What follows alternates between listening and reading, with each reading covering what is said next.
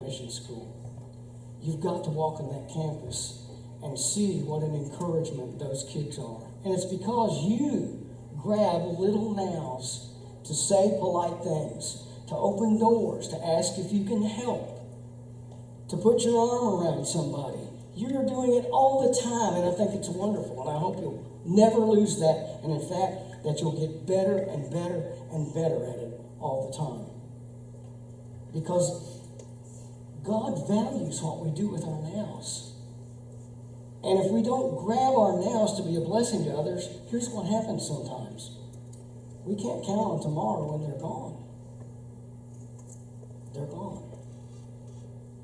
That real classy lady sitting in the back's my wife, and about this time last year, she was almost gone. 3 o'clock in the morning, she woke up with very clearly heart attack symptoms. Didn't bother to wake me up. Went downstairs and depended on some 10-year-old nitro that had been left behind by her father, who's now gone, to keep her from having a severe heart attack. She's still with me today, but I almost lost her. And the reason it's important to grab your nows when it comes to others is there's no guarantee they'll be here tomorrow. So love them now. Forgive them now. Hug them now. Apologize to them now if there's something that you need to say you're sorry for. You have no guarantee that you'll have them tomorrow. Grab your nows, because they may not be here tomorrow. And then handling your nows properly is very important when it comes to salvation.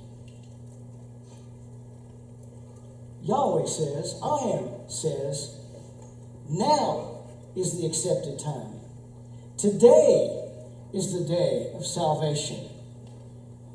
God values nows, and He wants you, if you are not one of His children, to take your now and grab it.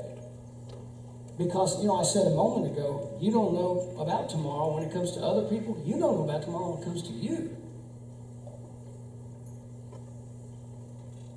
You know that verse that I just mentioned a while ago, Ephesians 5, 15 and 16. It says, live your lives wisely. Grab every moment, make the most of every opportunity. And then it tells you why.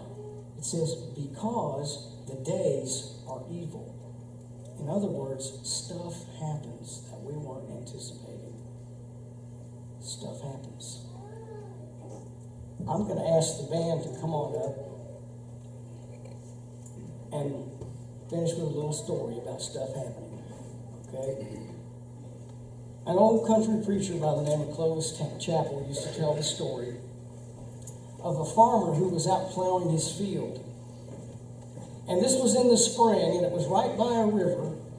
And the spring thaw had come, so that the river was beginning to flow, but with huge chunks of ice in it. And as this farmer was watching, he saw a buzzard circling something over the river and came down and landed on one of those big chunks of ice. And the farmer realized that a carcass had gotten frozen into that ice. And he was curious to see what was going to happen. And he watched as that buzzard landed on that icy carcass and began eating, as buzzards do. And the reason it was so interesting to the farmer was because about 100 yards down was a huge waterfall. And there sat this buzzard, just eating away like he didn't have a care in the world, drifting right toward that waterfall the whole time, never had a worry. And the farmer thought to himself, I know, that buzzard's figuring, I'll wait till I get to the edge, and I'll just fly away. And sure enough, as that carcass and that buzzard got to the edge of the waterfall, the buzzard lifted his wings, took a stroke. Nothing. Took another stroke, began to frantically flap his wings, and what had happened was his talons had gotten frozen right into the carcass, and he tumbled right over the edge of the waterfall to his death.